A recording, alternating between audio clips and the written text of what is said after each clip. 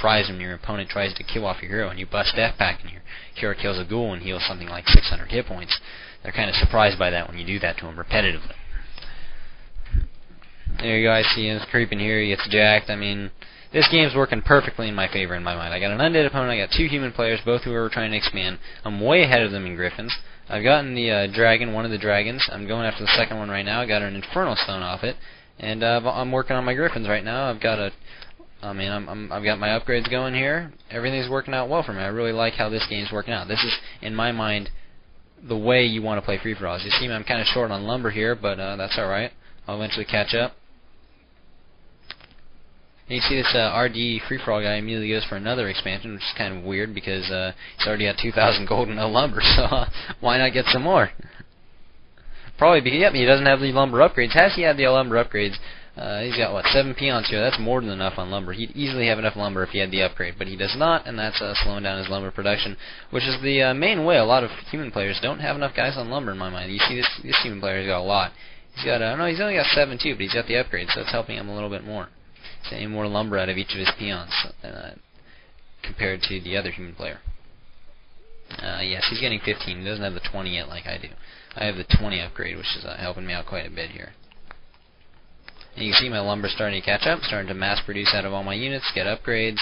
I got my third hero coming up. I mean, I'm almost at 70 supply here where you compare myself to the other guys. Tortilla here has got 45, RD Free For All's got 40, and the other dude's at 43. So RD guy's staying out of the supply limit on purpose, but it's not going to help him any because he's going to lose the game. This undead player, he's starting to get some units here, but nothing he builds is going to help him versus what I've got. If you look at my hero levels, 4, 4, and 1, comparatively speaking, this dude's got a level 3 hero, a level 2 hero. The other dude here has a level 1 hero, and where's his MK? His MK is level 3.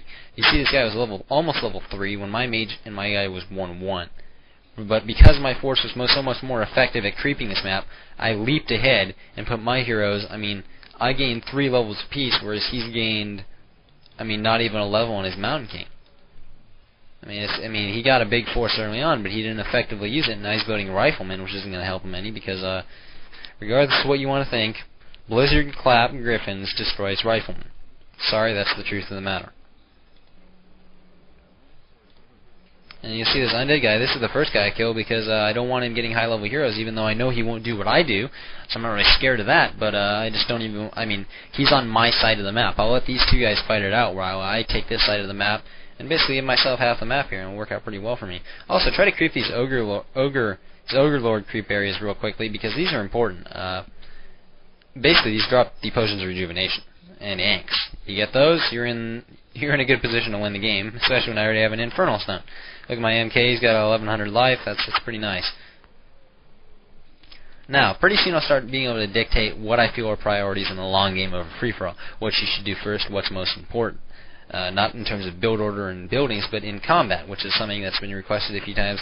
I think people sometimes ask the wrong question. They say, how do you micro, or something like that. They'll ask that, and how you micro is very simple. When you got a unit or that wants to do something, you tell them to do it.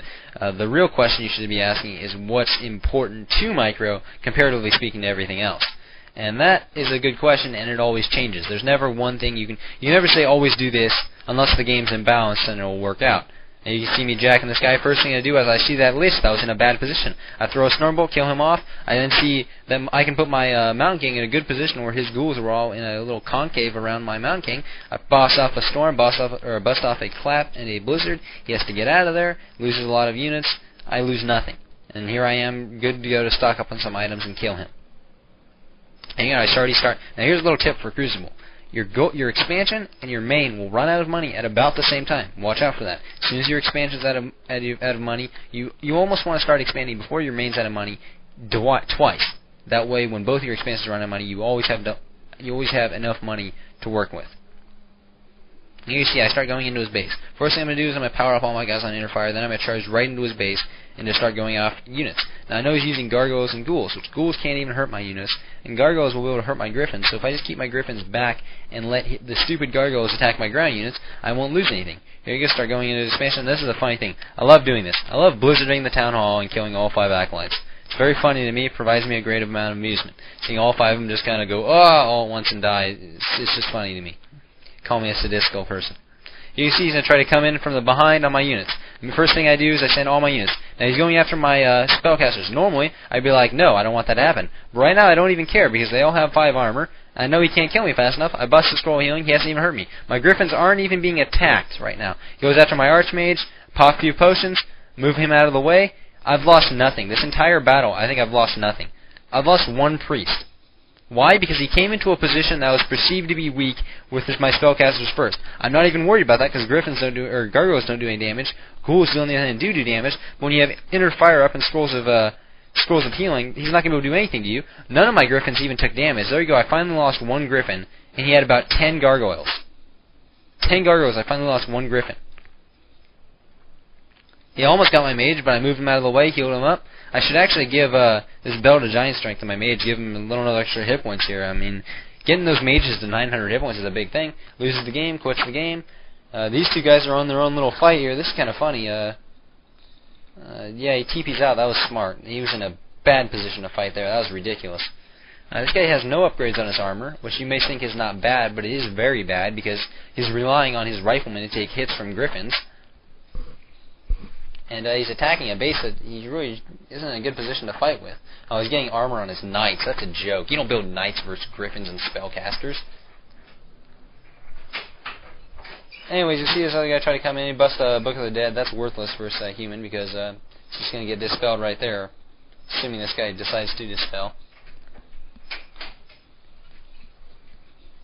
Apparently not. He likes getting beat on by a Book of the Dead. Everyone has their choices in life.